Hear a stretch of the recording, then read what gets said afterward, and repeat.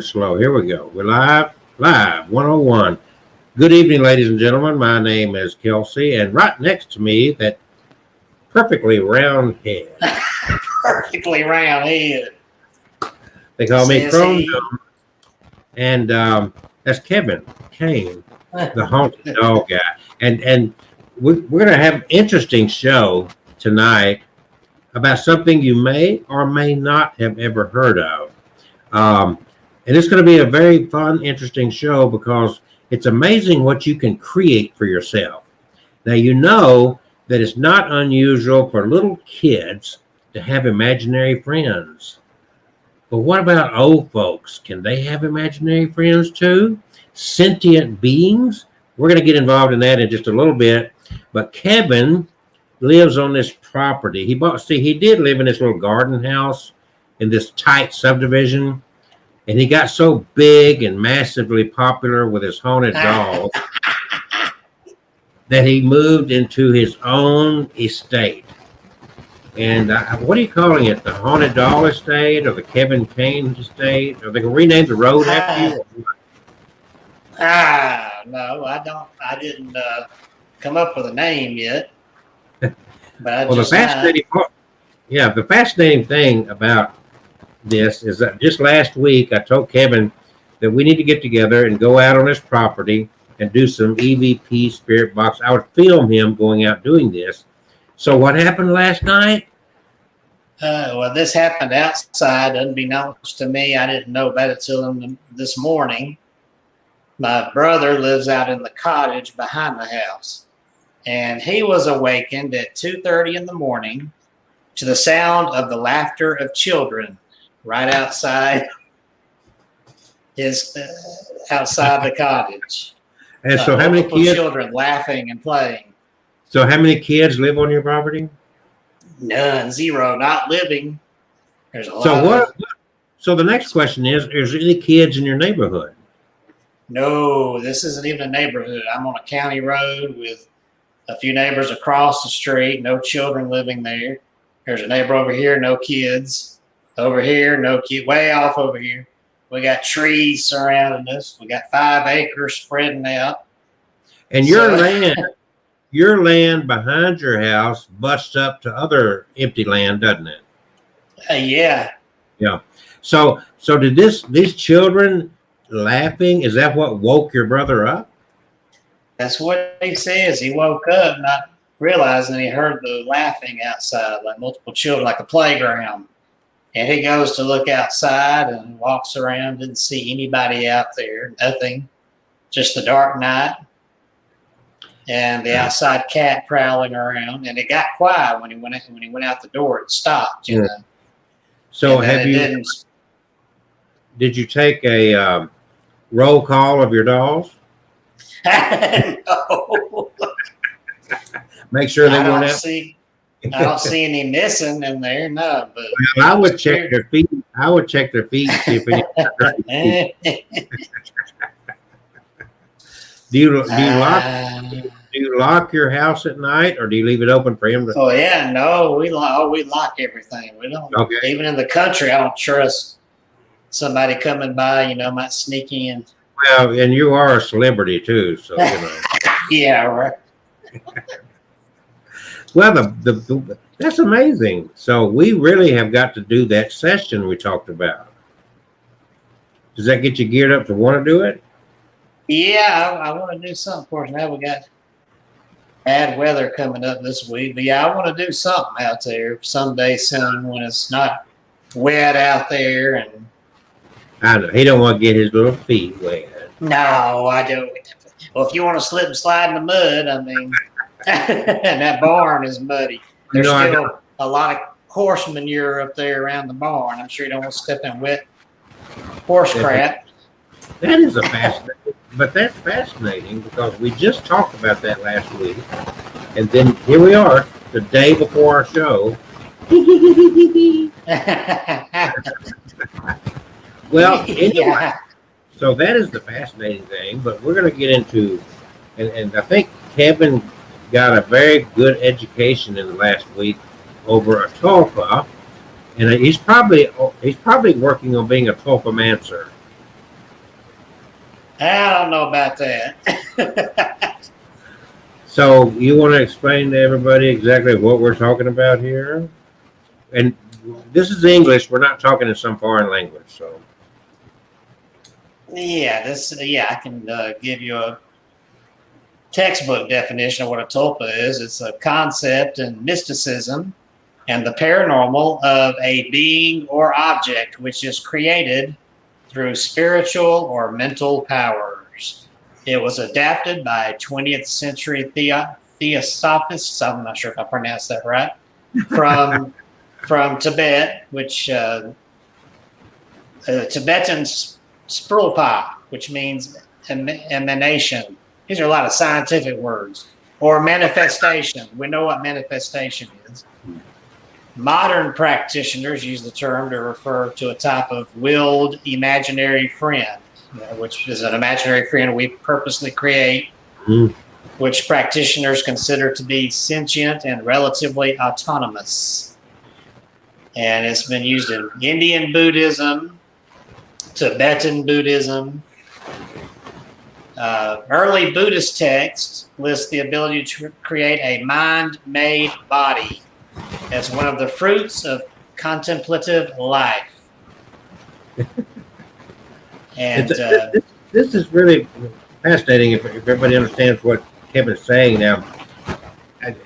Some people are going to argue because that textbook definition said imaginary friend, and some people are going to kind of dispute that. And there are other cultures that kind of do this too. But when you're talking about a sentient being, you're talking about something that has its own feelings, its own personality.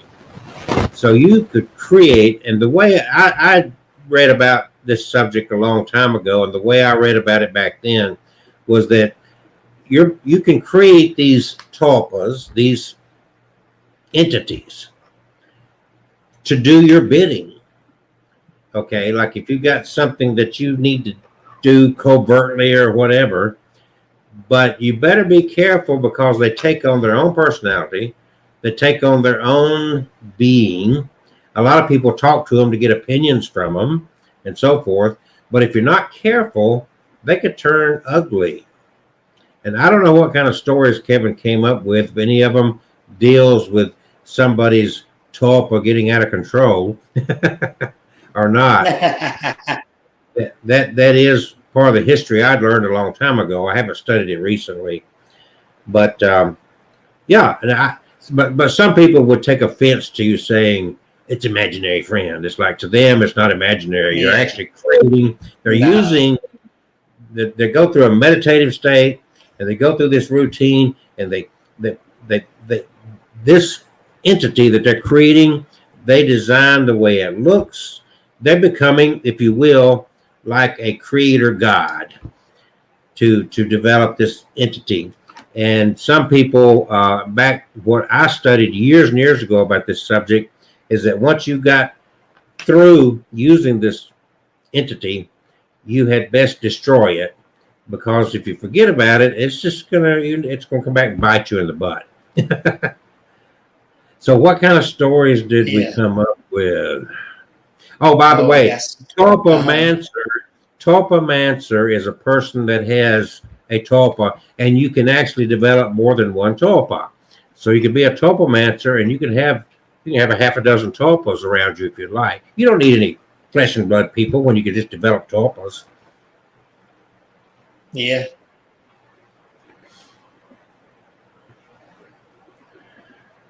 So Kevin's trying to study out to share with us. Well, I was going to just add about the monks. It says it was a Tibetan practice by monks used as part of learning.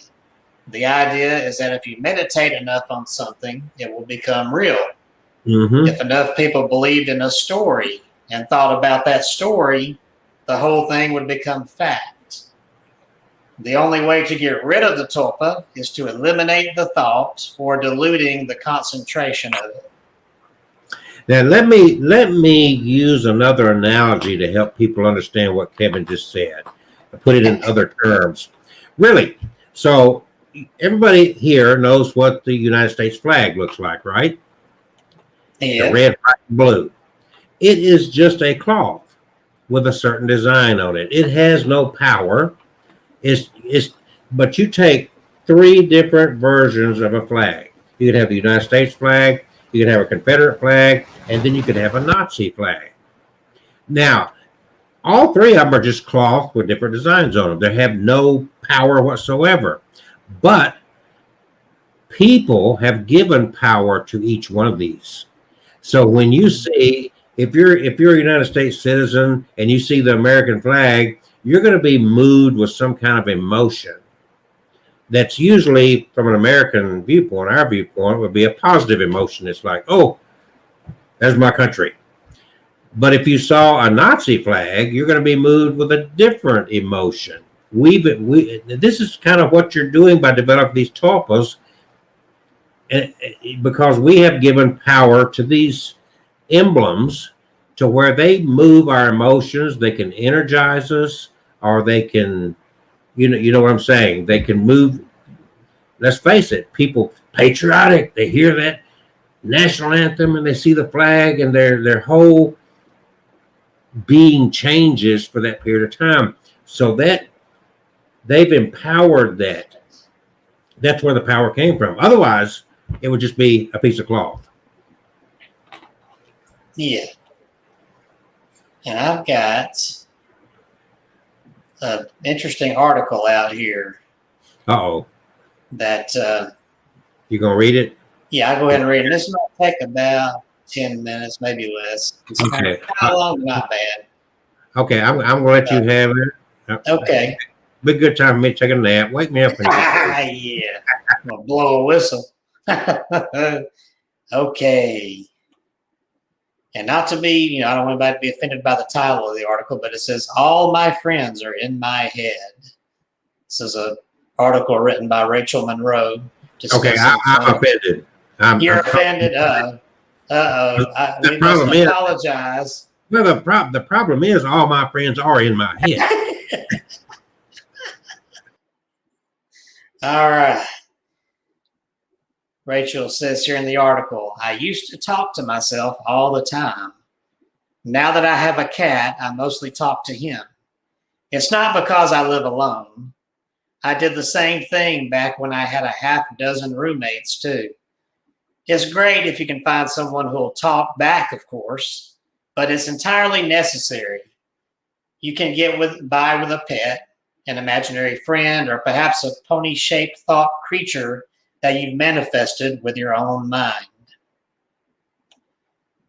As a young woman growing up in Brussels in the 1870s, Alexandra David Neal loved secrets, secret societies, esoteric religions, all things taboo and forbidden. She dabbled in Freemasonry, theosophy, opera singing, and anarchist pamphleteering. She dressed up like a man to hang out with a French cult that smoked hash and saw visions. In her 20s, she began traveling to Asia. In Sikkim, she met the Dalai Lama. In India, she studied Sanskrit and took part in tantric rites. She spent 2 years living in a cave in Tibet with a hermit who wore an apron carved of human bone. He taught her telepathy and tumo, a Tibetan technique for generating body heat through breath, which they used to avoid freezing to death. Between adventures, she returned to France and published books about her exploits, which were devoured by a public eager for tales from the exotic East. In the book With Mystics and Magicians in Tibet, first published in English in 1931, David Neal described 2 uncanny encounters. The first was with a Tibetan painter followed around by a fantastic creature that looked just like the monsters in his painting. The second was with a monk who had made an exact living and breathing replica of himself to confuse his enemies. Both creatures were tulpas, which David Neal defined as magic formations generated by a powerful concentration of thought. Stemming from a syncretic blend of Tibetan Buddhism and indigenous shamanic traditions, Tibetan tulpas were thought forms brought into actual existence through ritual meditation, a sort of mental counterpart to the Talmud's mindless, mud-born golem. Admitting her own habitual incredulity, David Neal decided to try to make a tulpa herself. Quote, I chose for my experiment a most insignificant character, a monk, short and fat, of an innocent and jolly type, she wrote. After a few months of seclusion and diligent ritual prayer, her phantom monk began to take shape. Over time, his form grew increasingly fixed and lifelike. Months later, when David Neal left for an extended horseback tour through the countryside, her tulpa tagged along. By this point, she no longer had to focus her thoughts to make him manifest. He was just there, performing actions that appeared to be autonomous, walking quietly, looking around at the view. At times, it was as if his robe had brushed against her. She felt his hand softly rest on her shoulder. For the half-century or so after the publication of David Neal's account, tulpas remained an intermittent topic of interest for the cryptid, UFO fringe, science crowd. Shortly before his death, Philip K. Dick claimed to have manifested a tulpa of Walt Disney, who sat down at the table and ate the food placed in front of him, but had not spoken yet. In the 2001 updated edition of the Mothman Prophecies, John Keel posited that the titular cryptid might not have been an extraterrestrial after all, but rather an uncontrolled tulpa, a thought form gone rogue. That's an interesting idea right there. If there's one lesson to take from all the self-published tulpa horror novels and message boards, creepypastas out there, it's that tulpas have a tendency to get out of hand and exert their will on the world in troublesome ways. But maybe that's what you get for creating a creature with a mind of its own, even if that mind was created inside your own head. Of course, they'll go rogue. Of course, you'll find them in places you never expected them to be. To access the Tulpas Gone Wild board subreddit, you have to click a button certifying that you're over 18, and then you'll find a dozen or so threads all about tulpa. All right, let me get down out of the Reddit stuff here. Tulpas started cropping up as a popular topic of conversation on a place called 4chan around 2009. The growing community was eventually trolled out of 4chan over the next few years and moved on to scores of message boards, Tumblrs, and blogs. Currently, the Tulpa forum on Reddit, the central online gathering place for people engaging in creating intelligent companions imagined into existence, boasts nearly 7,000 subscribers. So there's still a lot of interest out there in the Tulpa subject. Tulpa creation as practiced on the internet would likely be unrecognizable to Tibetan mystics who conceived of tulpas as magically created manifestations. Redditors creating tulpas don't think of themselves as shamans engaged in metaphysical edgeplay. They tend to frame the practice as an exploration of human cognition, relying on an odd contemporary blend of mindfulness practice, folk, neuroscience, and role-playing game character creation. There are a number of tulpa creation FAQs out there offering practical, even strict advice. You should spend at least 20 hours of just sitting down and visualizing your tulpa perfectly in your head. The very minimum you should be forcing for one period is 40 minutes. Also, don't force longer than 3 hours at a time, or else you will get horrific headaches. Forcing a tulpa, to use the preferred verb of contemporary online tulpamancers, is not for the wishy-washy.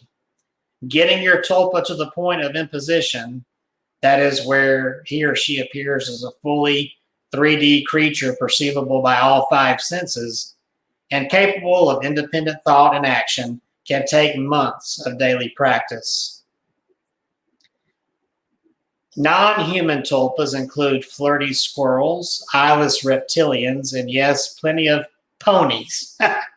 The Brawny and tulpa communities overlap around 2012 after the tulpamancers were trolled off the main 4chan board. They found refuge in other areas.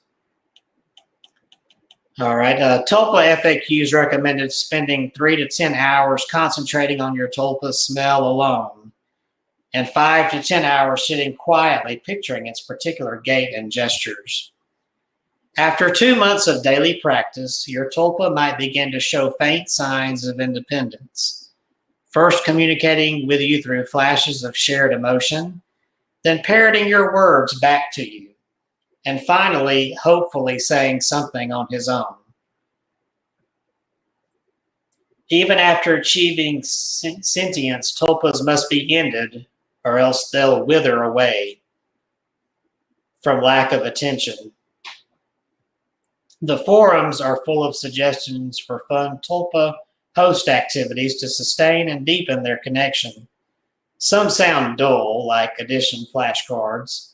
Some seem pulled from a romantic comedy dating montage, like cooking dinner together or feeding ducks at a pond.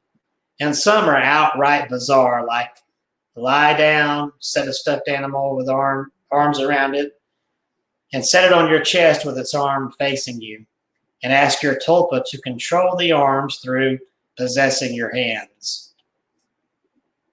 Some tulpas even post on Reddit, presumably through the bodies of their hosts, offering insider tips to new users. All right, let's see what else we got here. While you're looking at that, I want to interject something for you. Okay. One of your fans suggested a name for your estate out there. Uh-huh. So look at your screen. Yeah, Doll Manor. I saw that earlier. Okay. All right. Just want to make sure you got that. So after going through all that, if you were to put that in your condensed Reader's Digest version, how would you describe what, in your words, what you just presented about tulpas? Well, see, I might offend somebody if I put it in my words. So you think it's BS? Is that what I would say, well, the mind is a strange thing. I know you do. And you too. But it almost sounds like creating, like fantasizing something so much, so strongly that you really believe it's there. That it's. But we do that. That happens all the time. You act, it's really, when you think about it, there's nothing strange about that, because we create a lot of beliefs out of our imagination. One time in history, what did we think about thunder? In their mind, when they heard thunder, it was God. It was God dropping a soap. He shouldn't. That doesn't sound good. I mean, God don't need to be bending over picking up the soap. But you get my point. It's like, it's not really that strange. Like I said about flags, we empower these things. If you see a certain image, okay, look at this. This right here. I want to get you. See, now if I just take a piece of paper and I just say right there. Oh, that's $100. See the reaction? And it's just a piece. It's not worth anything. But you can sure buy stuff with it. So yeah. Got some. So bottom line is, the government said it is. Well, okay, you got pieces of paper on your wall there. Okay, it's like okay, he went to some off the wall college, just no name college somewhere. Oh, that's the one. It's that online college down in Ohio. Oh, that's UAB. Isn't that a diploma mill? University of Alabama at Birmingham. But Authentic. why would you not think? Yeah, the mind is a very powerful thing. Yeah. You don't think that if you could create a tulpa? Do you think you could create a tulpa? Me personally, I don't think I could because I know I can't sit and concentrate all that. Well, you got too many haunted dolls to keep you from concentrating. And now you got a yard full of little kids laughing at night. Yeah, I got nothing going on. I don't need to throw a tulpa in the mix. Maybe those are tulpas. Maybe your brother's been out there creating these little kid tulpas and didn't tell you. So that's where people think that's how we get doppelgangers, which we talked about a few weeks ago, as we concentrate you so create much. Your own double? You create your own double? In fact, some of these stories I found there was something like that. Well, I just mentioned one earlier, that monk that made his own double tulpa to fool his enemies. Yeah. Which means they could see it too. And that really throws me for a loop. Well, this is not, even though, I heard what you read there, but it's not new. This has been around for a very long time. Yeah. But it's had a resurgence, if you will. Yeah, on the internet, of course. And these people, if you go to Reddit and you read this stuff, which you have clearly because you shared that, clearly these people believe it. They believe that they've got a lot of stuff here. It says here that the Tulpa community's most prized quality is autonomy. It's true subculture fashion. There are lots of in-group words for all the wrong paths you might wander down. Are you trying to create a thought creature or primarily sexual purposes? Then you're making a mind doll, not a tulpa. Wow. So yeah, they got, they're really specific on these things. We talk about a lot of paranormal, and we're talking about paranormal now. Tulpas, come on, that's paranormal. It's not normal. No, it's not normal. It's not normal. It may be normal for some people, but the question is that have people in any of the stories you came across, have people gotten in trouble with their tulpa? Has a tulpa turned against anybody that created it?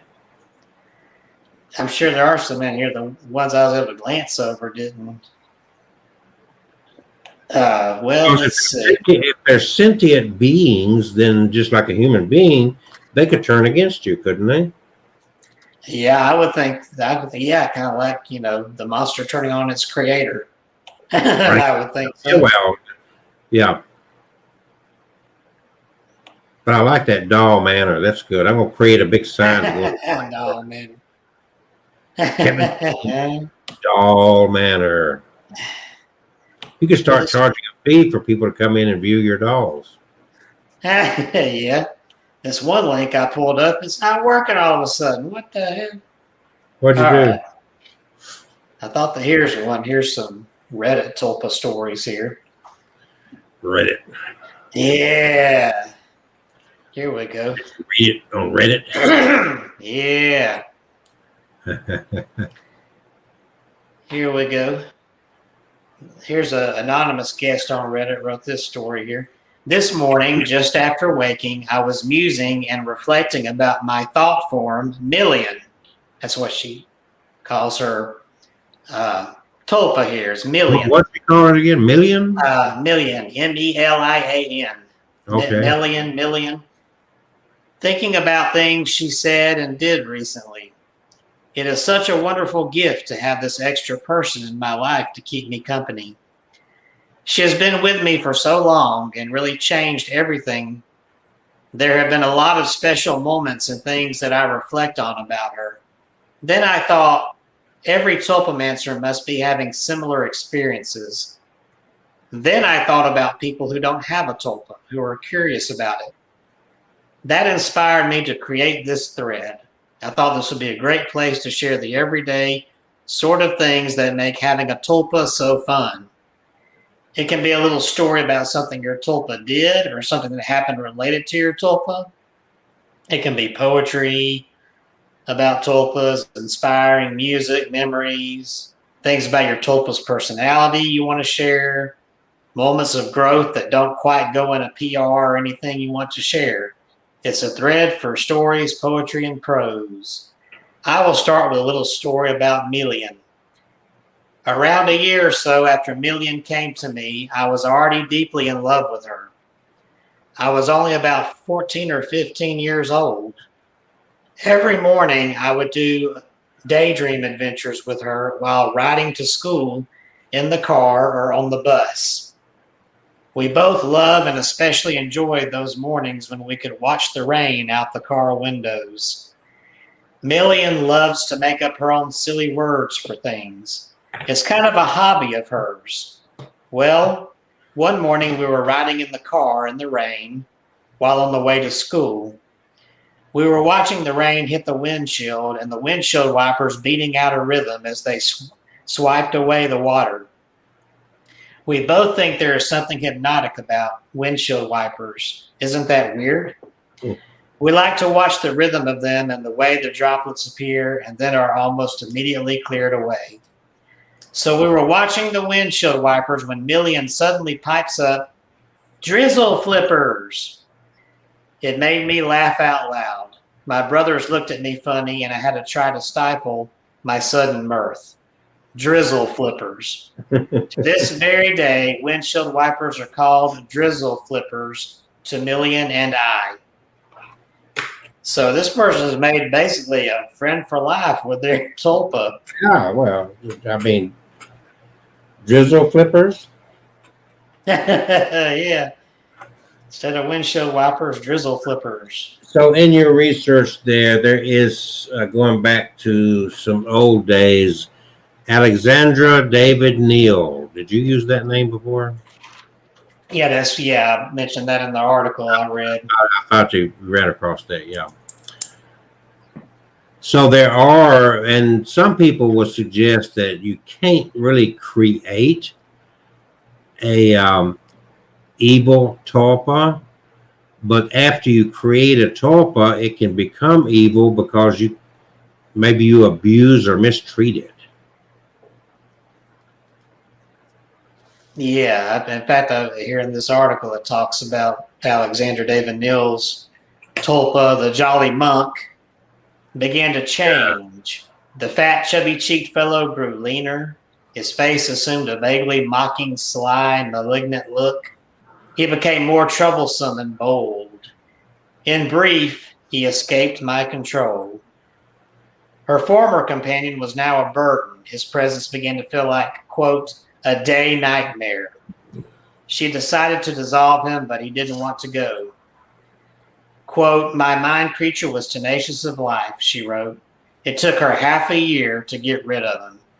This could be read as a warning against errant tulpamancy, but I don't think so. After all, aren't we all always building mind creatures every day, whether we mean to or not? As a Tibetan Lama tells David Neal, one must know how to protect oneself against the tigers to which one has given birth, as well as against those that have been begotten by others. This is good advice for non-tulpamancers too. Even if you have not birthed any tigers recently, there's a decent chance you've got something predatory living inside your head. Mindfulness meditation, tulpamancy, therapy, they're all ways to try and be careful about what you're nurturing up there. Better be careful. Be careful. Oh. I think one of these stories I pulled was kind of a scary story about a tulpa. So if you have this tulpa you created, geez. Okay, let's say you believe in God, right? Yes, I believe in God. You believe in the Bible, God, the creator of all things, correct? Yes. Okay, so if God can create these spirits and these humans, and some of them turn against him, you see where I'm going with that? Then clearly if you sit back and create a tulpa, you could say, "Oh, I've created this magnificent, perfect tulpa." It would seem to reason that if some of God's creations could turn against Him, that your tulpa could easily turn against you at some point. That sounds like a Frankenstein story to me. But you don't think it's possible, huh? In my own belief, I mean, I don't really believe in it, but that's just me. Okay, you think it's just all imagination? That's what I kind of believe. I think we Kevin, can convince ourselves so strongly that I know, but somebody could say that about you and your haunted dolls. You convinced yourself. Yeah, they could. You know, they could. I mean, but there's scientific proof.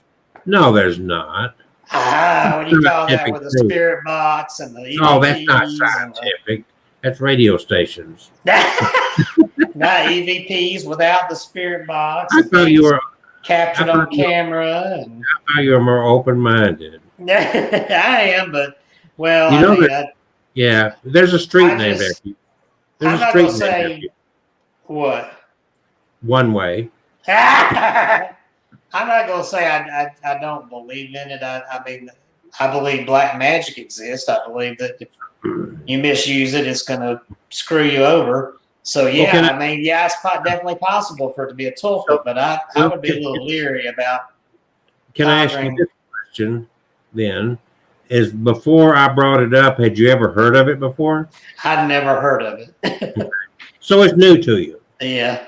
Yeah, that makes it difficult too.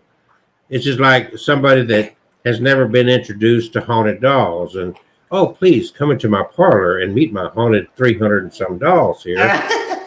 That their initial reactions would be like, Kevin, have you seen a shrink lately? But I mean, yeah, and I'm not trying to convince anybody of anything.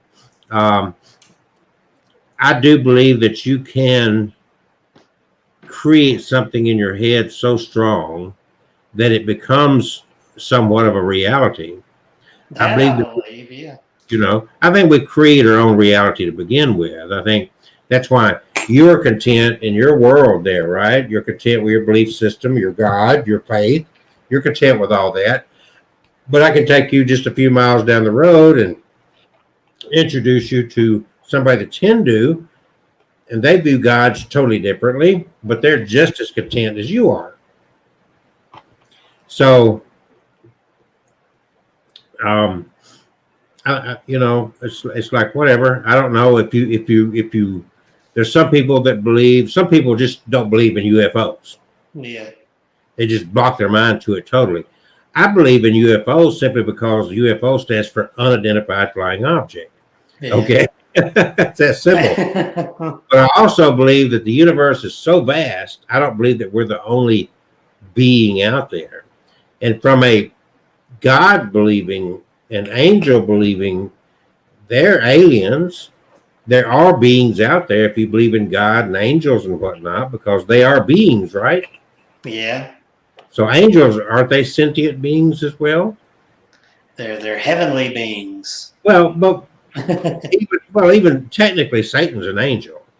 Okay. Not anymore. Yeah. He got his dumb self kicked out of heaven. Well, that don't matter. The point is that he, as a being, whether he's good or bad or locked up in jail, he's still you're still a human. Is my point. But anyway, well, I'm kind of just super disappointed that you don't believe in tulpas. I mean, for crying out loud. That doesn't change the world. That's just. Yeah, but I mean, of all things that you got to believe in, you got to believe. I'm not going to frown on somebody who does want to believe it. I mean, yeah, I believe. Of course, I can believe you can create something. Be so convinced that something's real that it does look real to you. So, would you accept a challenge? Would I accept a challenge? Yeah. You gonna make me conjure something up? Yeah, I want to see if I want you to go through the routine and create a tulpa. Oh Lord, no, no, thank you. I don't. That's not fair. Yeah, you make one. Let's see if another little ball head. Here's Fred right here. Susan's right behind me. Oh, stop it. She blowing on your neck again. Hey, Fred and Susan.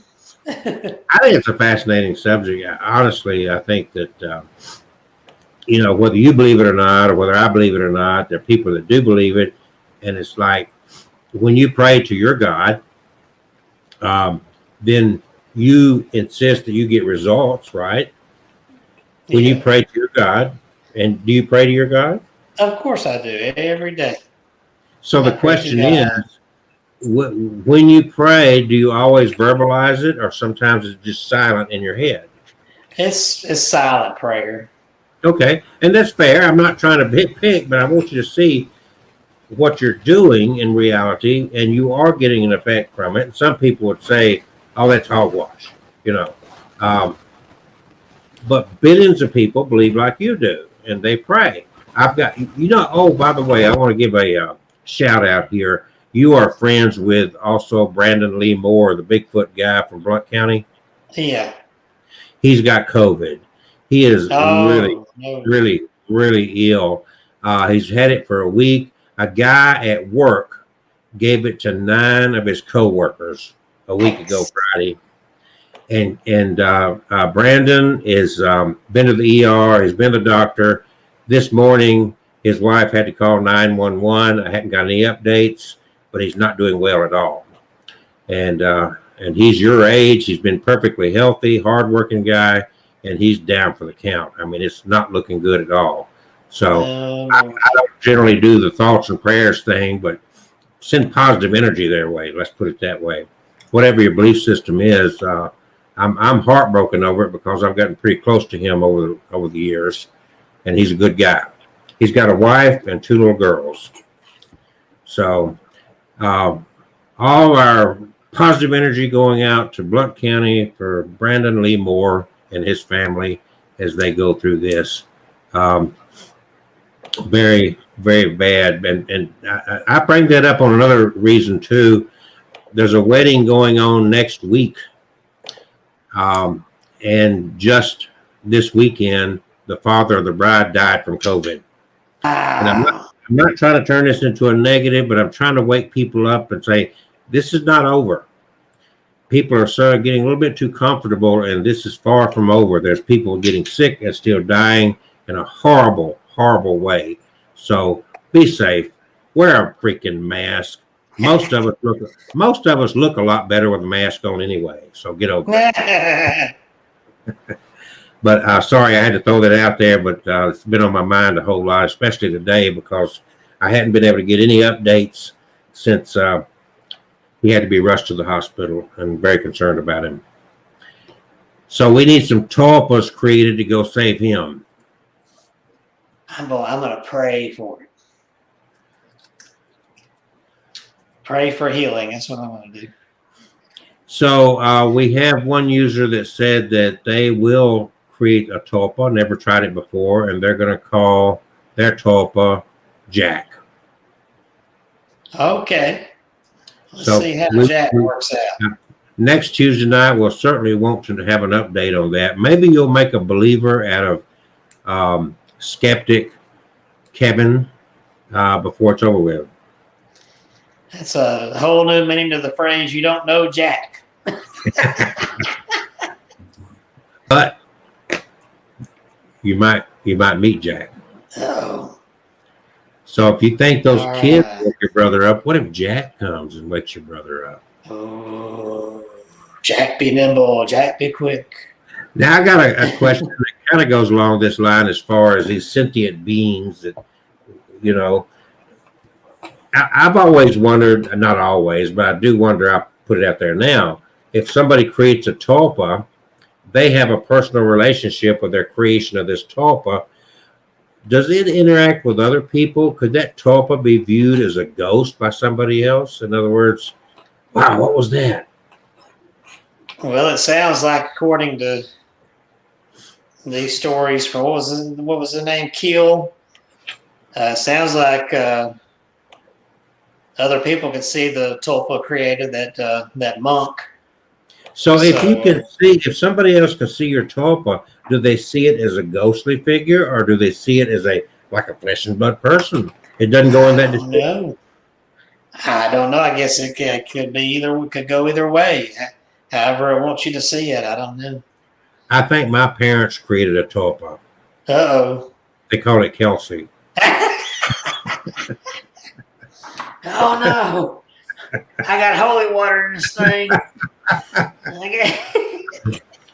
Here, I'll double down on your holy water. I see your holy water. Raise it another bit.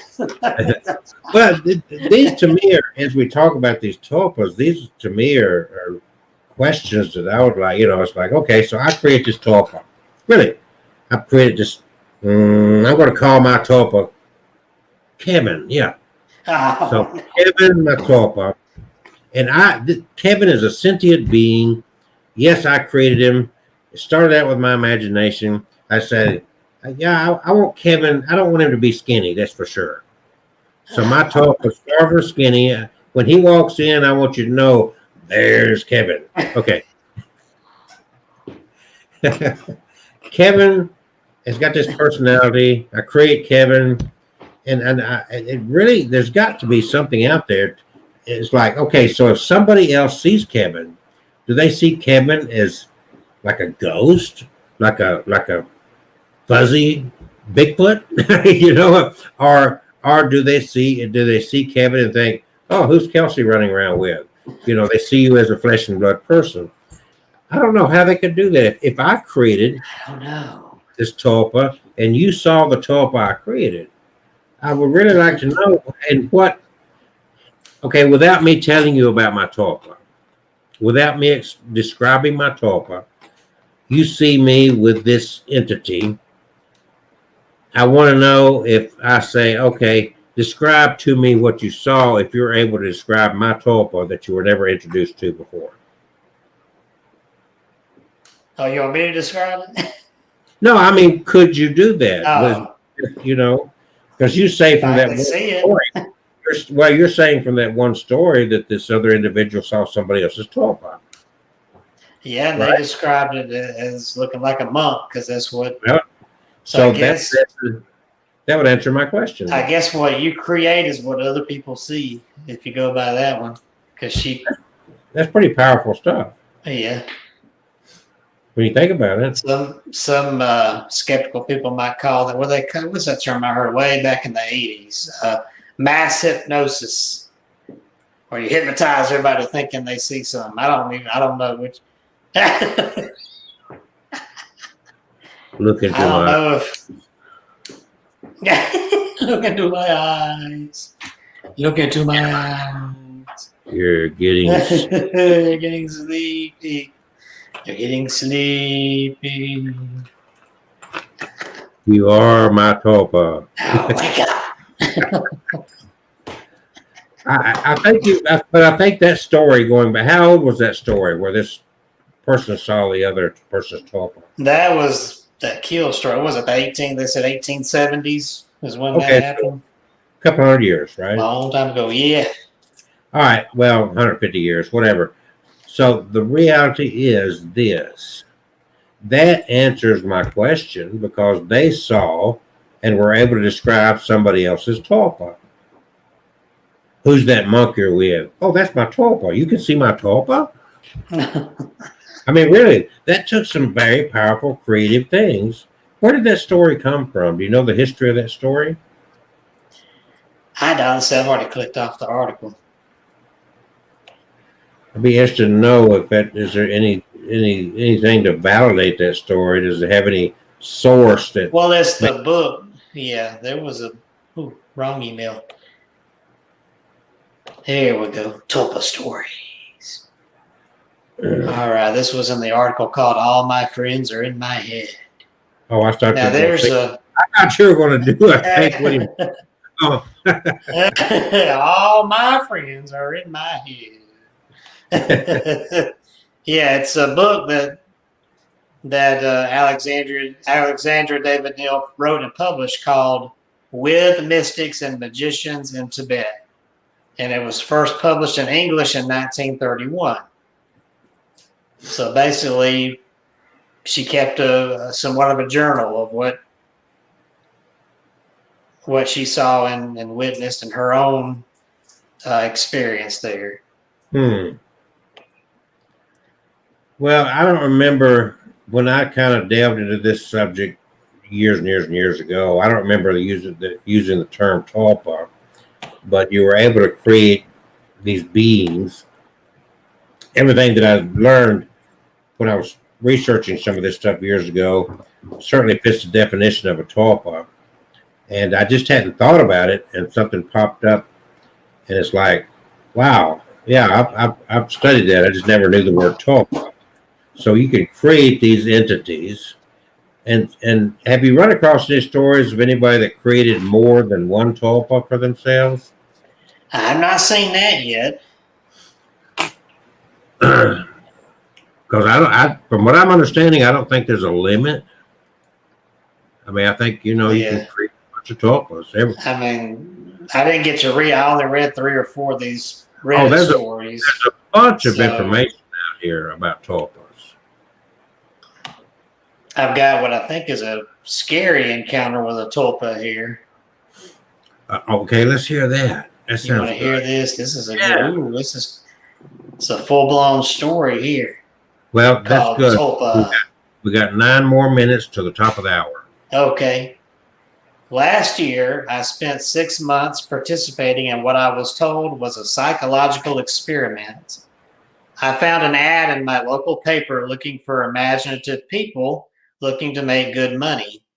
And since it was the only ad that week that I was remotely qualified for, let me throw a creepy picture up here. I gave them a call and we arranged an interview. They told me that all I would have to do was stay in a room alone with sensors attached to my head to read my brain activity. And while I was there, I would visualize a double of myself. They called it my tulpa. It seemed easy enough, and I agreed to do it as soon as they told me how much I would be paid. And the next day I began. They brought me to a simple room and gave me a bed, then attached sensors to my head and hooked them into a little black box on the table beside me. They taught me through the process of visualizing my double again and explained that if I got bored or restless, instead of moving around, I should visualize my double moving around or try to interact with him and so on. The idea was to keep him with me the entire time I was in the room. I had trouble with it for the first few days.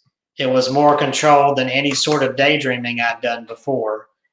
I'd imagine my double for a few minutes, then grow distracted.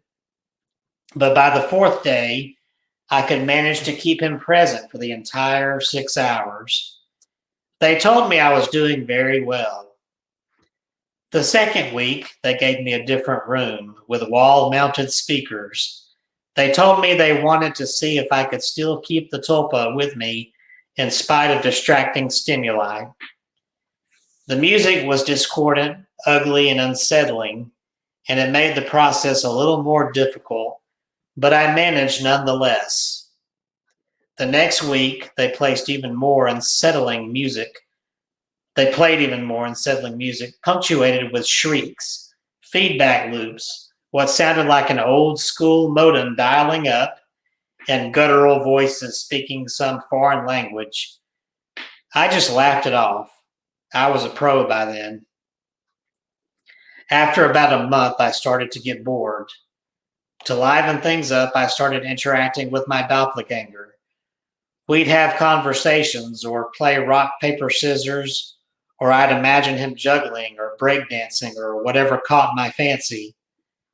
I asked the researchers if my foolishness would adversely affect their study, but they encouraged me. So we played and communicated, and that was fun for a while.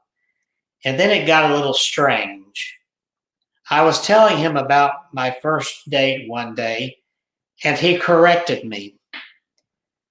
I had said my date was wearing a yellow top, and he told me it was green.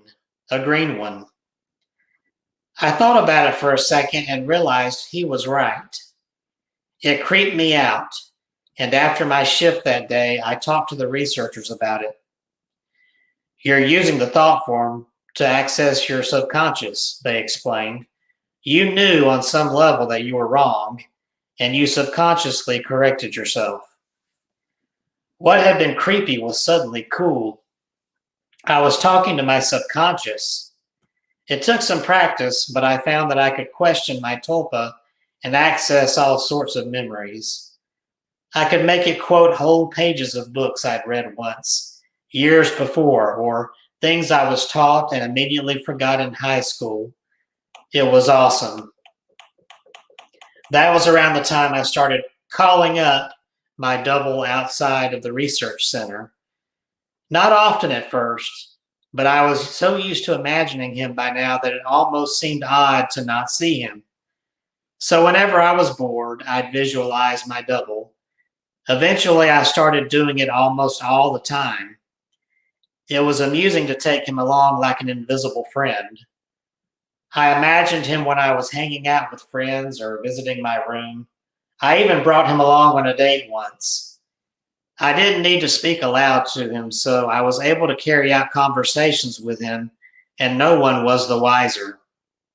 I know that sounds strange, but it was fun. Not only was he a walking repository of everything I knew and everything I had forgotten, he also seemed more in touch with me than I did at times. He had an uncanny grasp of the minutiae of body language that I didn't even realize I was picking up on. For example, I thought the date I brought him along on was going badly, but he pointed out how she was laughing a little too hard at my jokes and leaning towards me as I spoke, and a bunch of other subtle clues I was not consciously picking up on. I listened, and let's just say that date went very well. By the time I'd been at the research center for 4 months, he was with me constantly. The researchers approached me one day after my shift and asked me if I'd stop visualizing him. I denied it, and they seemed pleased. I silently asked my double if he knew what prompted that, but he just shrugged it off, and so did I. I withdrew a little from the world at that point. I was having trouble relating to people. It seemed to me that they were so confused and unsure of themselves, while I had a manifestation of myself to confer with. It made socializing awkward. Nobody else seemed aware of the reasons behind their actions, why some things made them mad and others made them laugh. They didn't know what moved them, but I did. Or at least I could ask myself and get an answer. A friend confronted me one evening. He pounded at the door until I answered it and came in fuming and swearing up a storm. "You haven't answered when I called you in fucking weeks, you dick," he yelled. "What's your problem?" I was about to apologize to him and probably would have offered to hit the bars with him that night, but my tulpa grew suddenly furious. "Hit him," it said. And before I knew what I was doing, I had hit him. I heard his nose break. He fell to the floor and came up swinging, and we beat each other up and down my apartment. I was more furious then than I have ever been, and I was not merciful. I knocked him to the ground and gave him 2 savage kicks to the ribs, and that was when he fled, hunched over and sobbing. The police were by a few minutes later, but I told them that he had been the instigator, and since he wasn't around to refute me, they let me off with a warning. My tulpa was grinning the entire time. We spent the night crowing about my victory and sneering over how badly I'd beaten my friend. It was not until the next morning when I was checking out my black eye and cut lip in the mirror that I remembered what had set me off. My double was the one who'd grown furious, not me. I'd been feeling guilty and a little ashamed, but he goaded me into a vicious fight with a concerned friend. He was present, of course, and knew my thoughts. You don't need him anymore.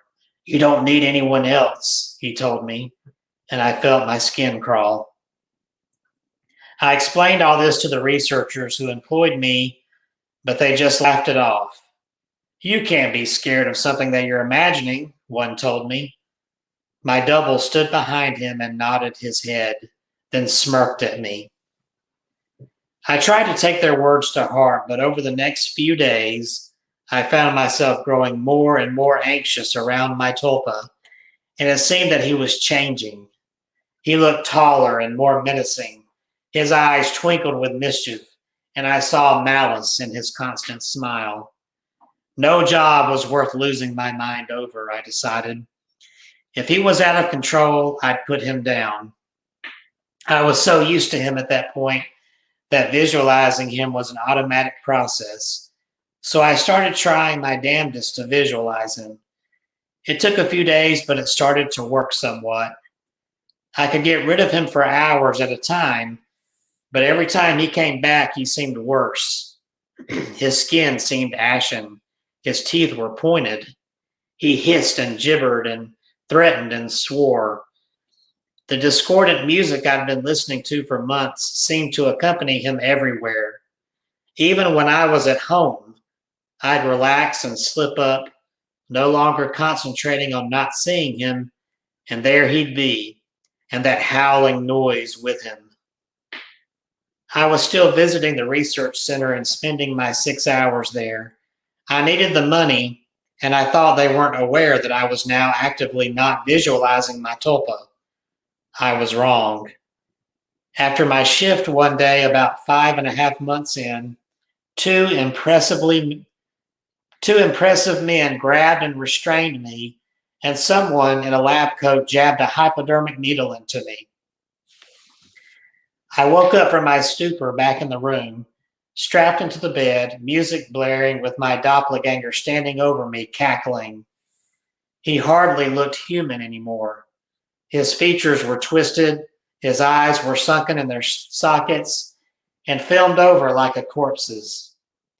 He was much taller than me, but hunched over.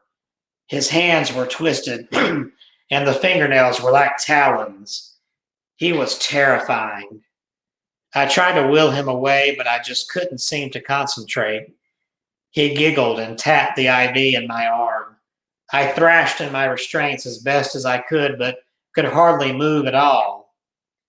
They're pumping you full of the good stuff, I think. How's the mind? All fuzzy?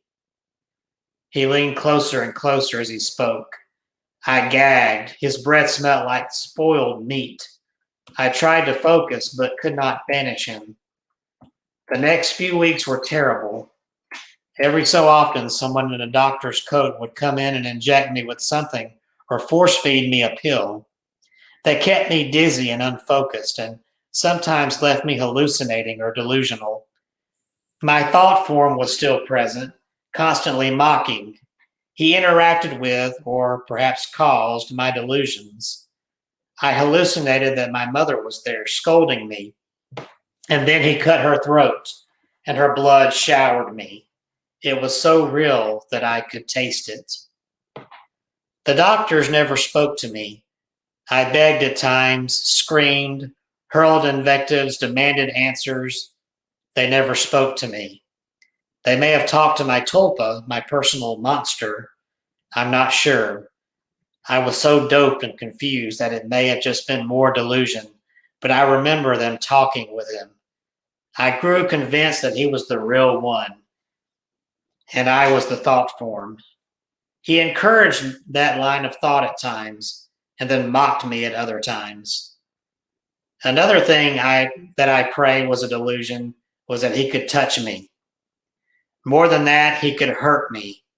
He would poke and prod at me if he felt I wasn't paying enough attention to him. Once he grabbed my testicles and squeezed until I told him that I loved him. Another time, he slashed my forearm with one of his talons. I still have a scar. Most days, I can convince myself that I injured myself and just hallucinated that he was responsible. At least most days. Then one day, while he was telling me a story about how he was going to gut everyone that I loved, starting with my sister, he paused. A querulous look crossed his face and reached out and touched my head, like my mother used to when I was feverish. He stayed still for a long time and then smiled. All thoughts are creative, he told me. Then he walked out the door. 3 hours later, I was given an injection and passed out. I woke unrestrained, shaking, and made my way to the door, where I found it unlocked. I walked out into the empty hallway and then ran. I stumbled more than once, but I made it down the stairs and out into the lot behind the building. There I collapsed, weeping like a child. I knew I had to keep moving, but I couldn't manage it. I got home eventually. I don't remember how. I locked the door and shoved a dresser against it, took a long shower, and slept for a day and a half. Nobody came for me in the night, and nobody came the next day, or the one after that. It was over. I spent a week locked in that room, but it had felt like a century. I'd withdrawn so much from my life beforehand that nobody had even known I was missing. The police didn't find anything. The research center was empty when they searched it. The paper trail fell apart. The names I'd given them were aliases. Even the money I'd received was apparently untraceable. I recovered as much as one can. I don't leave the house much, and I have panic attacks when I do. I cry a lot. I don't sleep much, and my nightmares are terrible. It's over, I tell myself. I survived. I use the concentration those bastards taught me to convince myself of that. It works sometimes. Not today, though. 3 days ago, I got a call from my mother. There's been a tragedy. My sister's the latest victim in a spree of killings, the police say. The perpetrator mugs his victims, then he guts them. The funeral was this afternoon. It was as lovely a service as a funeral can be, I suppose. I was a little distracted, though. All I could hear was music coming from somewhere distant. Discordant, unsettling stuff that sounds like feedback and shrieking and a modem dialing up. I hear it still, a little louder now. Now that is some kind of story right there. Oh, man. That was scary. Well, that again, these stories begin to answer the questions I've had. Clearly, that Tulpa had a lot of power over his creator. Yeah, it's like he fed into it and it got stronger and stronger. Yeah, and got him in a lot of trouble. Yep. So be careful with your Tulpas. Yes, don't mess with things you don't know enough about. That's what I've been telling you all along. You keep doing it anyway. I don't do it. Yeah, you do. That's why you got kids waking your brother up at 3 o'clock in the morning. I had those long before I ran into you. Oh, you had the kids out there tormenting him earlier? I've had spirit children around me for a long time. Have you really? Yeah, I started this in 2013. I mean, that's 7 years. There you go. You've been creating your own Tulpas all along. I don't think they're tulpas because they came with the items. Other people had experiences before I did. Yeah, so you got other people's Tulpas as well. You're just a Tulpa fanatic now. I mean, could that not really be somebody else's Tulpa that you adopted? I guess it could be. I mean, I don't know, but I think it's as good as it's possible. I used to not have any scissors, but I kept thinking I need scissors. I kept thinking really bad. Now look, one just appeared in my hand. Okay, Edward. All right, Edward. We created a Tulpa. That's his That's the Kevin Tulpa's now Edward. Edward Scissorhands. This has been a very fascinating subject. Yeah. And I don't find it as hard. Now, I'm not going to get it so deep into it as to say, well, it's all in your head. Well, technically, I could say God is all in your head. Okay. So you wouldn't like that, though, would you? You're going to sit there and say, no, I see that already. It's all in your head, Kevin. It's not in my head. Oh, I can see. Look. It's not in my head. Yep. Look, I see it right there. Look. It must have been in a lot of people's heads going back It thousands was. of years. Absolutely, yeah. Yeah, there's a lot of tulpas. Tulpas have been around forever. And in the beginning, there was tulpa. My God, he ain't no tulpa.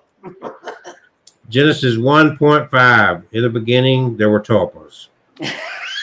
Oh, come on. They dropped that verse for some reason, but it was in there. And God created tulpas. Let there be tulpas. Let there be tulpas. And God breathed into the tulpa the breath of life, and the tulpa became a living creature. And one tulpa named Cain killed the other one named Abel. So, that was a speaking of Cain. Years ago down in Orlando, Florida, there was a Holiday Inn bar, and it was called Adams. And they would their little advertisement was, come to Adams and raise little Cain if you're able. I'll never forget that. I thought it was cute. That's creative right there. Come to Adams and raise little Cain if you're able. So that could be a tulpa. That could be, man. So what was the original word? And in there, I know that the Buddhists had a different name for it. They didn't call it a tulpa. What did they call it? Oh, gosh, I have to go back pull that article up again. Let me see. Gonna make it Wait, work. wasn't that one of those? Wait a minute. Wasn't that one? Well, your fingers ain't broken. Let's see here. Yeah, they are. Let's see. I don't know if I can pronounce the original word. There was some. Let's see. Oh gosh. It was oh gosh. Yeah. Let's create an oh gosh. Let's see. There's a lot of weird words out here. Let me see. I'm trying to find the original word here. Oh, here's some of them. I'm not sure which ones. This one means animation. Emanation bodies. It's pronounced. Things pronounced. Animation. What? Emanation with an E. E-M-A-N-A-T-I-O-N. Yeah, I think it's pronounced Nirmanakaya. Sprolpa. That's what Sprolpa. Sprolska. There's another one. Yeah, Sprolska or Sprolpa. Yeah. And it says these are connected to Trikaya, the Buddhist doctrine of the three bodies of the Buddha. So emanation means an abstract but perceptible thing that issues or originates from a source.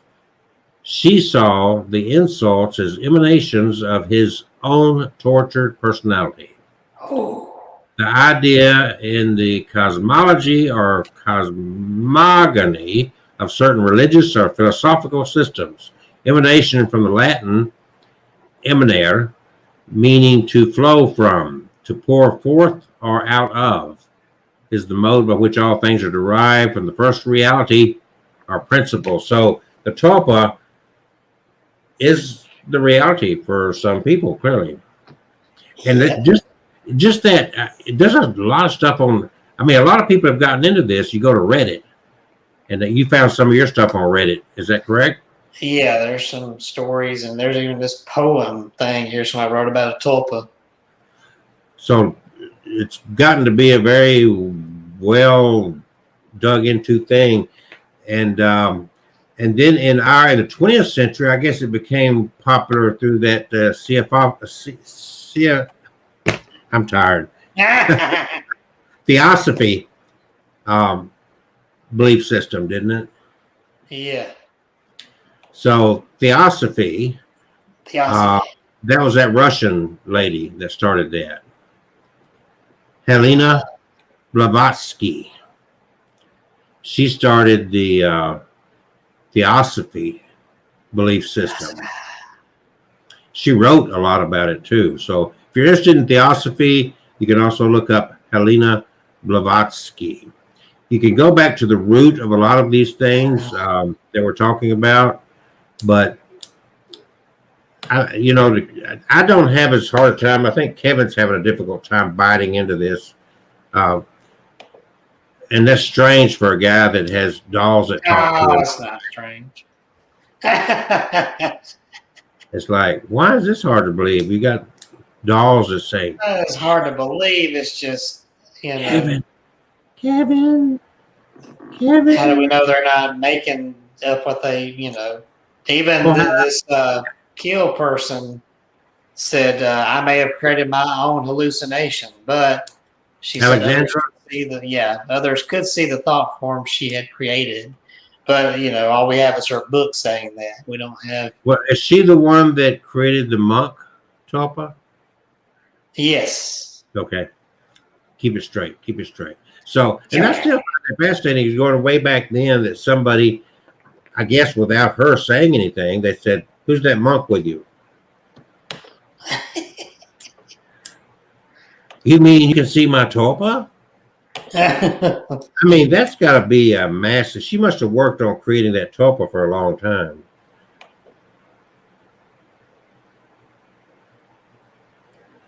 So I want to, okay, we want to get everybody that's listening to this to get our minds together. We're going to create a massive Tulpa called Kevin.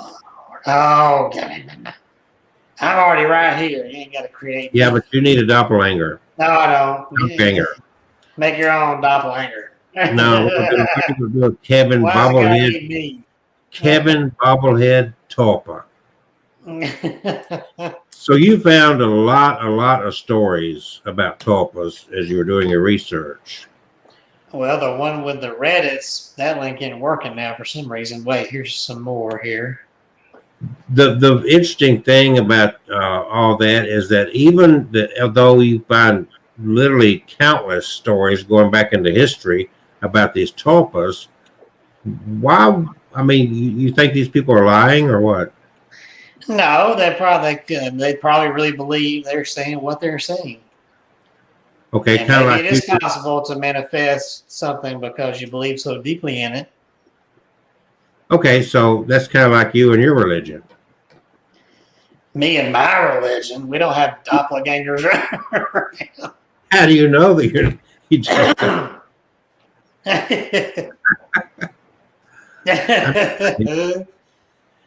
So the language of invisibility and visibility of language. There's a lot of information, a lot of theories, and a lot of different things out here about the tulpa. A lot more than I imagined there would be. I didn't know until just the last week how much of a comeback tulpas were making in our society. And I guess it's mostly like younger generation into this. Yeah. Tibet is the root. That's where this Alexandra, David Neal, got their views from. That Fire Tuck is the tulpa created. It's interesting stuff. Tulpas and the senses. So a sentient being takes on, I guess, their own personality, their own thought pattern, and so forth. Uh-huh. So drawn from primarily urban, middle-class, Euro-American adolescent and young adult demographics, most tulpamancers cite loneliness and social anxiety as an incentive to pick up the practice, and they report overwhelmingly positive changes in their individual and offline social lives, in addition to an array of new, unusual, but largely positive sensory experiences.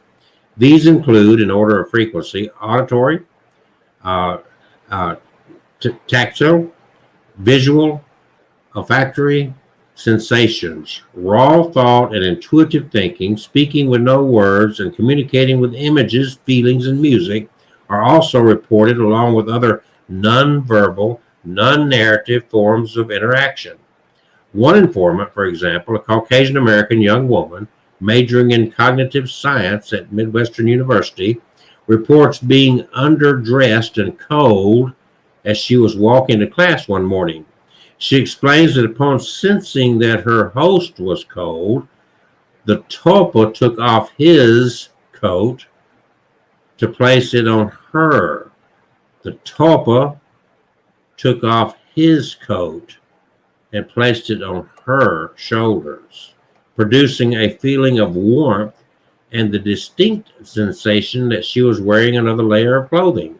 Such reports of spontaneous help from tulpas in social, environmental, and professional situations abound and indeed seem to characterize the practice. And then we go into sexual and romantic interactions. They may be controversial topics in the community, but there's a growing consensus tending to coverage toward a taboo on the latter, because tulpas are imagined, experienced, interacted with, and collectively validated as sentient persons with mental states, propositional attitudes, feelings, bodily sensations, biases, and preferences of their own. The issue of mutual consent is deemed crucial. Creating a tulpa for one's selfish enjoyment, as such, is understood to be just as unethical as seeking a one-sided, power-imbalanced relationship of any kind. General possibilities of tactile and multi-sensory experiences inherent in the practice, however, indicate that the taboo was put in place to establish norms around a common, or at the very least, possible practice. In addition to imagined agents, tulpamancers' mental constructs include spaces for tulpa-host interaction, usually termed mindscape or wonderland. Tulpas often assume human form, but many are imagined within a continuum of humanoid variations with gender fluid, gender neutral, or pan-ethnic traits. Fandom culture drawn from fantasy-oriented genres also frequently prompt the forcing of non-human tulpas such as elves, dragons, or imaginary creatures. A sizable but non-majoritarian section of the community seems to have emerged from internet forums dedicated to bronies,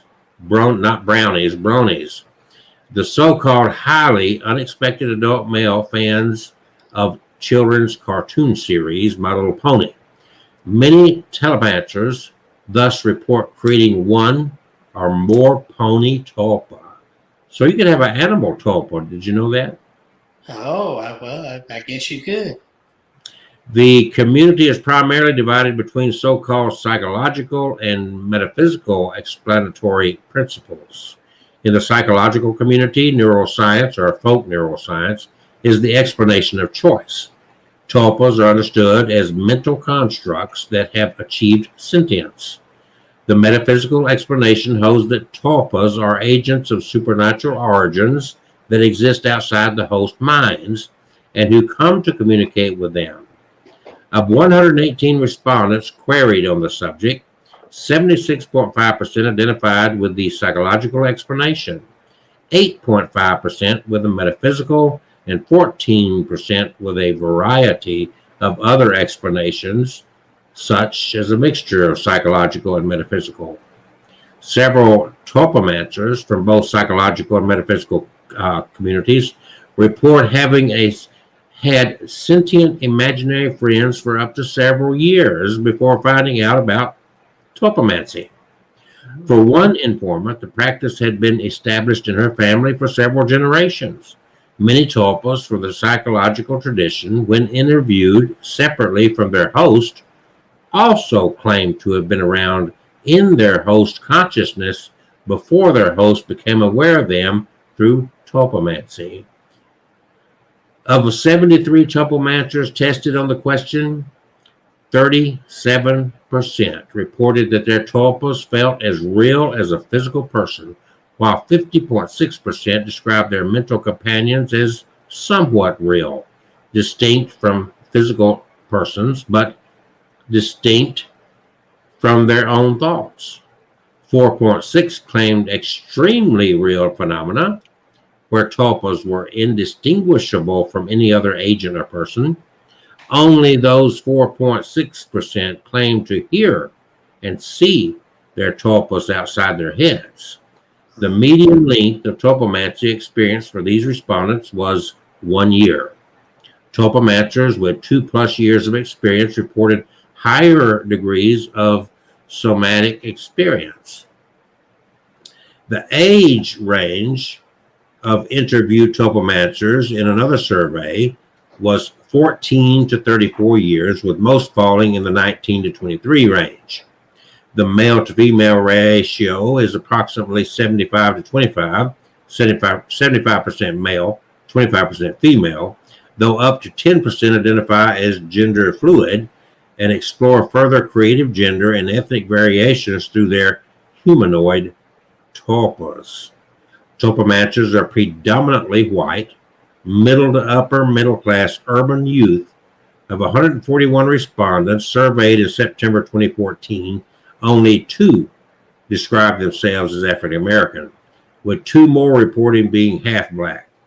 4 respondents described themselves as Asian, 4 more as half Asian, and 1 as 1/4 Asian. All others described themselves as white, or by a variety of Euro-American ethnic labels, Irish, German, Russian, etc. 1 identified as Siberian. Most are undergraduate university students, but up to a third are fully employed. The IT field is the most commonly reported sector of employment. The majority of tulpamancers are located in urban areas in the US, Canada, UK, Australia, Western Europe, and Russia. The breakdown from a survey taken by 141 tulpamancers in September 2014, and then they've got a chart there, very interesting the way they got it laid out. United States in particular, the east side, I would say pretty much east of the Mississippi, is red dotted all over the place with tulpamancers. So you're in the heat of tulpamancer territory, Kevin. Oh, no. So, yeah, those kids may have been tulpas. The only known groups of tulpamancers to meet in person at the time, September 2014, were located in Moscow and Omsk, where weekly gatherings were held with Skype conferencing capabilities from other Russian-speaking tulpamancers located outside these locations. Other group meetings have since emerged in St. Petersburg, Volgograd, and other parts of Siberia.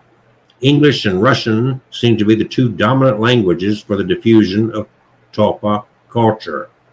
As of February 2015, the Reddit forum, through which most tulpamancy conversations in English coverage has 7,740 members, but less than 200 active posters. The Russian social networking site Vkontakte also listed 6,000 plus members with a smaller ratio of active posters. From coding of qualitative interviews collected in large surveys, the most common tulpamancer profile to emerge is one of a highly cerebral, imaginative, highly articulate, upper middle class, formally educated person with many consistently pursued interests, talents, and hobbies, but limited channels of physical, social interaction. Typical tulpamancers are confident about their talents, but are quite modest and are socially shy. They possess or have cultivated a high propensity for concentration, absorption, hypnotisability, and non-psychotic sensory hallucinations.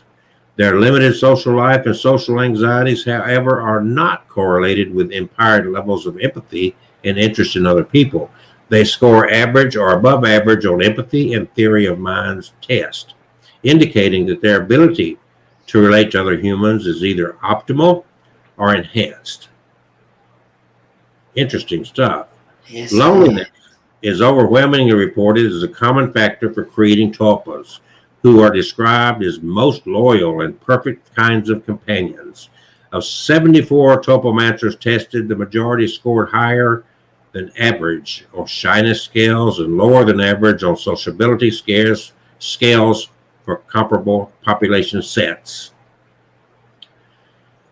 So, wow. Okay, let's go one step further, and then we'll get back into some of Kevin's tulpa stories. I want to go through this section a little bit because I know what Kevin's over there thinking. There's no doubt in my mind because I'm psychic. I can read his mind. He's over there thinking. Show off my new bumper sticker. That's what I was thinking. Oh, yeah. Okay. Yeah. See, he's not even paying attention to this. Yes, I am. I'm paying attention. He thinks that these people are mentally ill. No, I don't.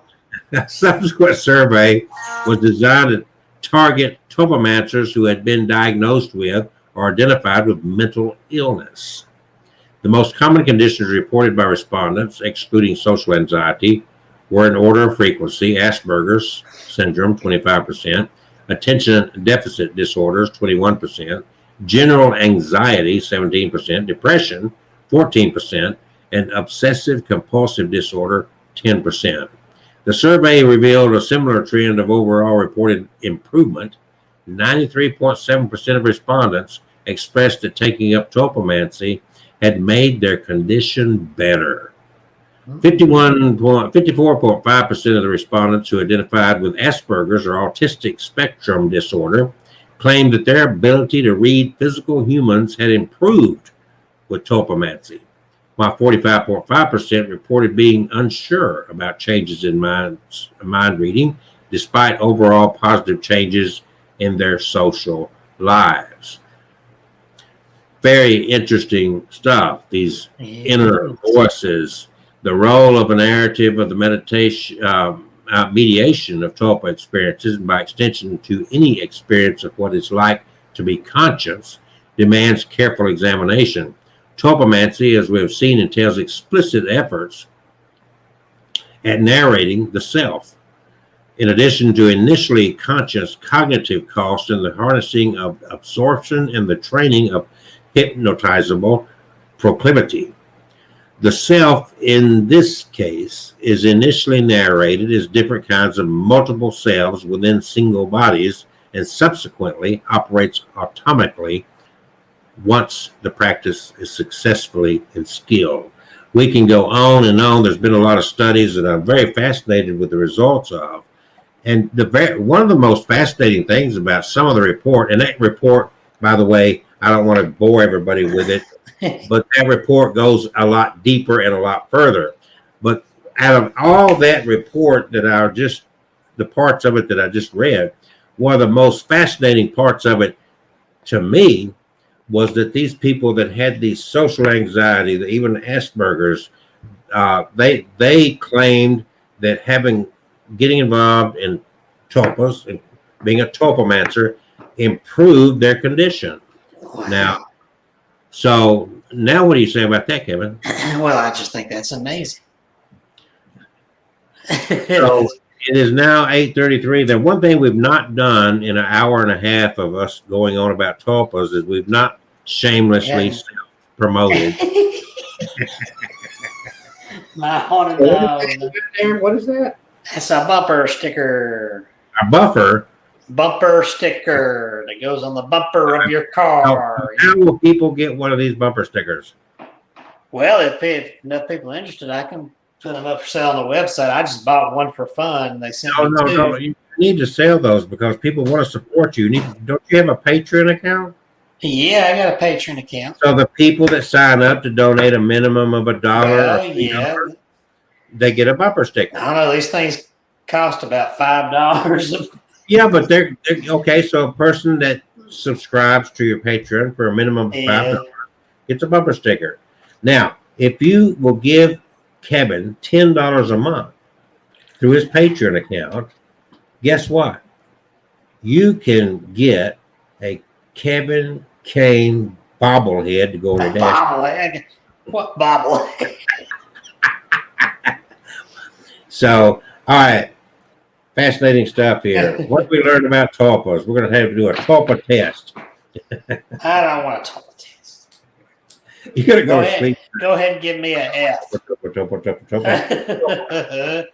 I got another story here about a. Well, first of all, we got distracted because all you did is your bumper sticker. Yeah. So what will they find if they go to myhaunteddogs.com? Exactly what they will find books and books and books out there. We got. You mean you've written a book? Crimson the Blood painting. That's an Roll Tide book. That's not a Roll Tide book. Is that like the color of blood? Is that a drawing of Saban on there? No, that's a picture of a haunted painting from Salem. It has nothing to do with Crimson Tide. Now, you say that you've got that painting on your wall. I do have that painting on my wall. Now, I have read, okay, go ahead, My Haunted Dog Collection. I love that picture right there on that book. And then the sequel to that, which just came out a few months ago. Hey, where'd that book cover go? It's somewhere. It's gone. It's gone. It's disappeared. Did you delete my picture? Don't do it. Don't do it. It's gone. Let's see. Maybe I can pull it up here right quick. The picture of the most recent book. If I got it on my desktop somewhere. Wake me up before you go. Where? Oh, where? There we go. Here's the cover of my most recent book. That's the same cover. No, not yet. I haven't brought it up on there That's yet. the same cover. I haven't brought it up yet. Give me a minute. I'm having technical difficulties here. See, the truth is somebody deleted it. Why was it deleted? Here's the whole thing. These books are Kevin's tulpas. They're not my tulpas. Let's see. Here we go. Overlay. So anyway, maybe they've looked at my first book long enough. Now here's the sequel. There we go. My Haunted Collection, The Dark Side. There wow. We go. That's your latest book, isn't it? Yes, it is. My latest book. You never gave me a copy of that one to read, so. I was going to review it. I ain't been around nobody to ain't nobody copies, or some people have bought them online though. Now we are talking. First of all, here is my book called Dating the Dead. Oh, I'm sorry, I'm blocking out. Oh, you go. DatingTheDead.com. You can read all about that book. These are true stories, and fascinating stories. And you can support us by buying our books. In fact, on mine, you can go to DatingTheDead.com. And other than that, I also build out these very popular. I'm sending out an average of 3 a day right now. The wishing machine, radionics. If you don't know anything about radionics and the wishing machine, you need to just look at what's scrolling at the bottom of your screen there, right? And that will get you to where you can find out about what we're doing. I say we. I guess I'm pregnant. Him and his tulpa. my tulpas. Man, I got to create some tulpas to do my work for me. So datingthedead.com and the wishdr.com can support me.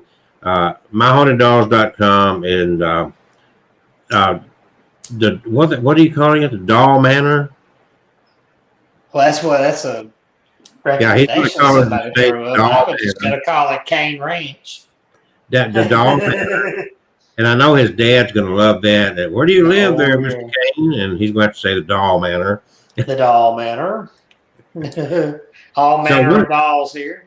Before you get into any more stories, again, what happened with your brother last night that you were telling us early in the show? He said he was awakened about 2:30 this morning and heard children's laughter, like kids playing outside the cottage. And then when he went to open the door, it stopped. And he didn't see anybody or anything out there. So maybe my ghost children from the haunted dolls were out there playing around in the. So Kevin don't want to admit it, but he's a Tulpamancer from way back. Mine are ghosties with the mosties. With the mosties. If you go to Kevin Kane's YouTube channel, he does a lot of YouTubing. Occasionally, he even goes to different places and does some little videos, but he does a lot with his dolls and so forth. I'm hoping that I can talk him into letting me come out there and record him going around his property to see if he can get any little ghostly girls laughing in his doll manner. So you say you got some more stories to tell us about Tulpas? Yes, I have this nightmare story they call it about So it. I want to get you ready for tonight. I want you to follow my finger back and forth, and I just want you to say over and over, Tulpa, Tulpa, Tulpa. Kelsey's crazy. Kelsey's crazy. All right, let's go back to story time. All right. Oh, let me throw up we hadn't used pictures enough tonight. I'm going to throw up a nice creepy one here. There we go. All right. Or how about that one? Ooh, okay, here we go. Now this story is the nightmare story of Coomer and his tulpa, which he named Owiji, or Ogwiji, I think is how he pronounced it.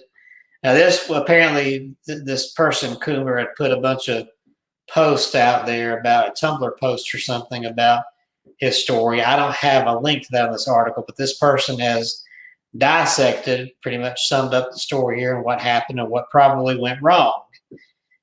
It says, the story of Coomer and Ogwiji is the ultimate tulpa nightmare story, a real-life creepypasta, if you will.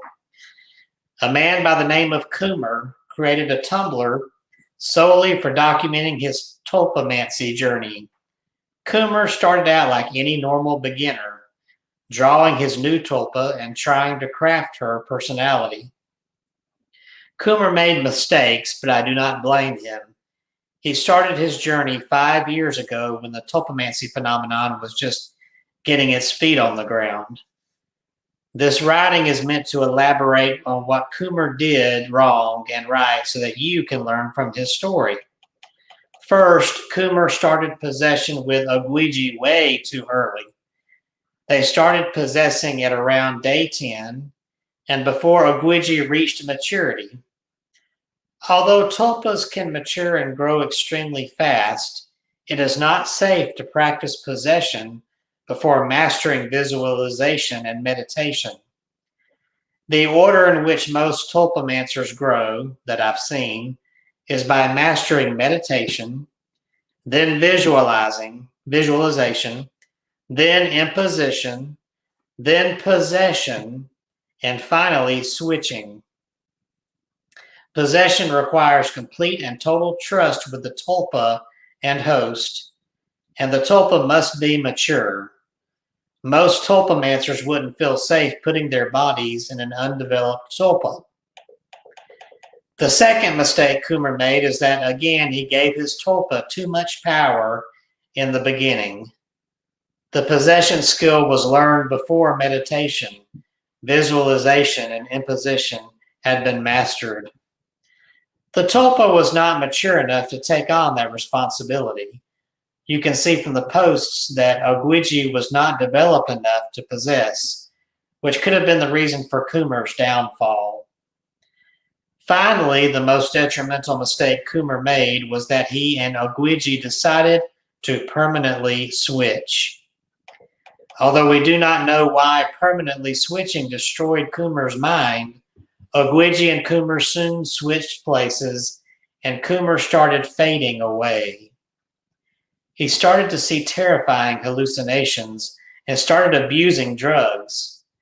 At around day 415, he came back, but barely. He had to try very hard to even retain consciousness. These mistakes, the act of possessing too early, giving the tulpa too much power at the beginning, and trying to switch permanently, should never be made. Coomer is a perfect example of what not to do in tulpamancy. It is recommended to try and practice one skill at a time. Meditation and visualization can be done at the same time, but only if you are a little skilled in meditation first. The rest of the skills, such as imposition, switching, and possession, should be done one at a time after the tulpa is mature enough. Take it slow, do not rush it until you feel like it is ready. The most important mistake to learn from is permanently switching. Until we know more about tulpamancy and what it does to the brain, it is extremely dangerous to do what Kumar and Ogwiji did. If you and your tulpa wish to switch places, switch every other day. If you switch for longer than that, it can really mess up your brain. I hope this little guide and analysis helped you out on your journey. A few things are personal preferences, but there aren't many facts and statistics to go off of yet in this field of study. I try to go from popular opinion, however. So that was very interesting about somebody who did not follow the rules of tulpamancy. So I want to give a shout out to Jack Hunter, who has been interacting with us somewhat during the show tonight. So let's say hello, Jack. Thank you for interacting with us. We've got about 15, 14 more minutes left here, but I want to encourage people, no matter when you listen to this, first of all, Kevin and I both, we have a lot of fun. We're not getting paid to do any of this. We do it every week. We do it. We enjoy the subject, or at least I do. And it's fun. And we learn. I mean, like I learned more about tulpas, and Kevin didn't even know what a tulpa was. So the point in being is, yes, we're going to try to get you over to YouTube, and we're going to try to get you to buy a book and blah, blah, blah. But we're going to do this regardless of whether you do any of that or not. But if you feel so compelled to help support what we do, we appreciate it. Other than that, what we'd really like to see is when you run across this on YouTube or anywhere you may run across it, because Kevin spreads this all over Facebook, different groups and whatnot. But give your opinion. Share what your thoughts are. Anytime you can comment on these videos or these live streams, you don't have to comment in the archive. I mean, you don't have to do it just when we're doing it live. You can comment later on. But if you've had an experience with a tulpa, if you believe in tulpas, whatever your thoughts are, share it with us. Give us something to talk about. And we're not going to call you out. We're not going to make fun of you. That's what I use Kevin for, to make fun of him. So I'm not going to make fun of you. But yeah, join in the conversation. And I also want to add, if you've got a subject that deals with the abnormal, the paranormal, if you've had experiences, we'd love to hear them.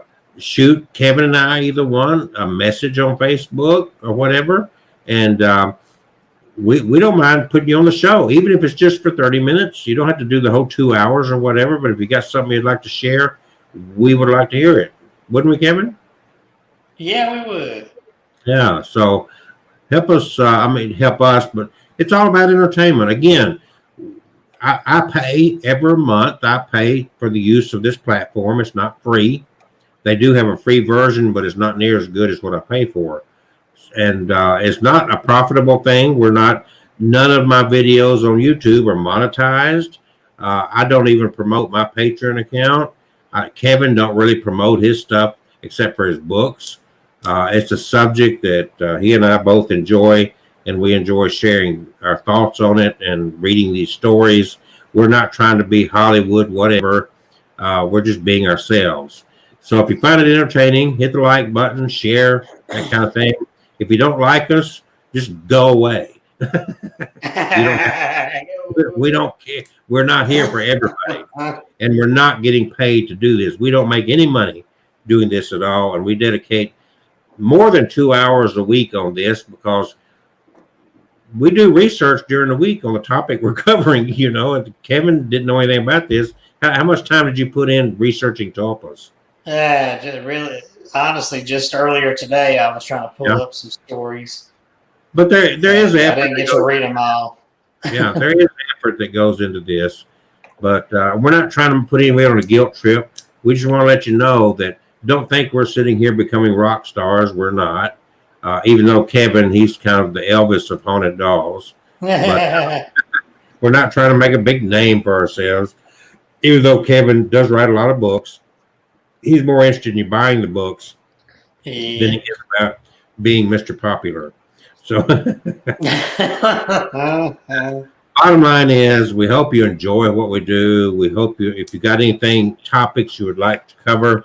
And Kevin, I hope will share another story with us. And I'm going to be getting some information about what I hope to talk about next week while Kevin is sharing another Tulpa story. Yeah, I got another one right here ready to go. Let's throw up a creepy picture again. Let's see here. That one's kind of creepy. It goes with this one. Let's see here. I'm going to tell you about my experience creating a tulpa. Despite occurring a few years ago, I remember it as though it was last week. If any of you are tempted to create your own, I strongly recommend against it. My reasons are explained further on. For those who don't know, a tulpa is an entity created purely through imagination. If you concentrate hard and long enough, you can gradually bring one to life. A human, animal, or something much more creative. It is no urban legend. Tulpas are very real. It can take anything from 200 to 500 hours to complete one, depending on the creator. I was a good few hundred hours into mine before I stopped. I had chosen to work on a replica of myself purely because it is the easiest to do. When I began, I had no idea if it was going to work. I am always exploring the supernatural and the paranormal. I have performed countless experiments, and the majority of them have left me disappointed. By the time I started on my tulpa, I was used to being let down. Imagine my surprise when I could feel it coming together way before I could see anything. It's difficult to explain, but it was similar to the sensation I get when I'm being productive, except all I was doing was sitting there staring and concentrating. It began to take shape. At first, I could see the outlines, kind of like light on someone's shoulders when the sun is behind them. This gradually bled over until I was looking at a vague figure. Next, I defined its general shape, removing any irregularities and filling in gaps. Eventually, the tulpa was fully formed, and I was staring at a replica of myself. I watched it for a while, admiring my own work. Let's see. Oh, I lost my place. Okay, here we go. I remember the way it just watched me back, like a customer getting a haircut.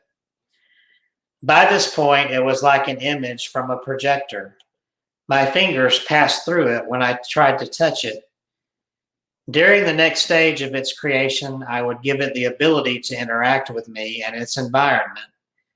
It wasn't long after this, I changed my mind about the whole thing. I remember at one point realizing its features were a little more elongated than mine. Slightly longer face, teeth, eyes, limbs, fingers, and there was something incredibly disturbing about the way it watched me. When I first started on it, my tulpa would stay put whenever I wasn't working on it.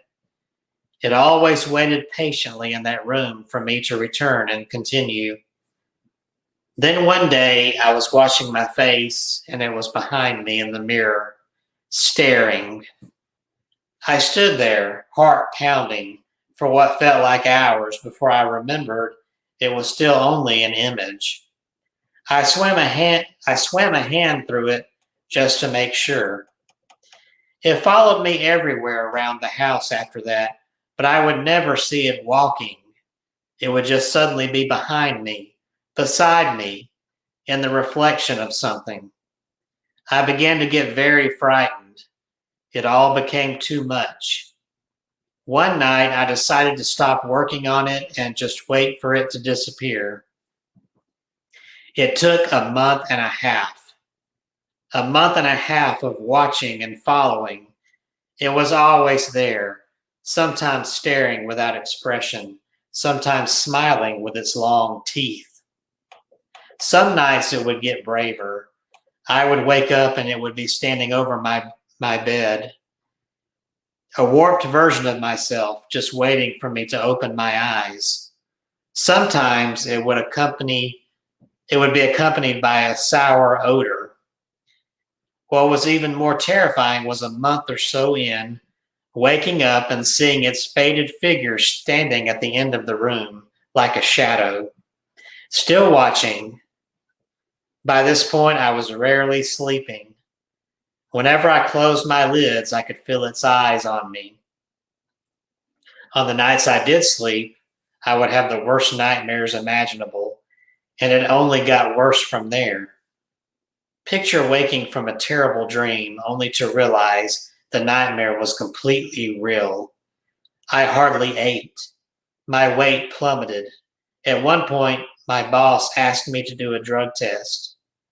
As time went on, the shadow became less and less apparent. The days became brighter again, my nightmares more tolerable. Then one morning, I could not see it anymore, nor feel it. The following night, I slept like a log. That's when I knew I was really free. So please don't mess around with tulpas. I know it's tempting to try it. The concept intrigued me at first, too. But I learned my lesson, and thankfully, before it was too late. I'm just grateful I got out unharmed. Imagine I had given it the ability to interact, then tried to get rid of it. Its last days would have been much more terrifying. So consider this a warning.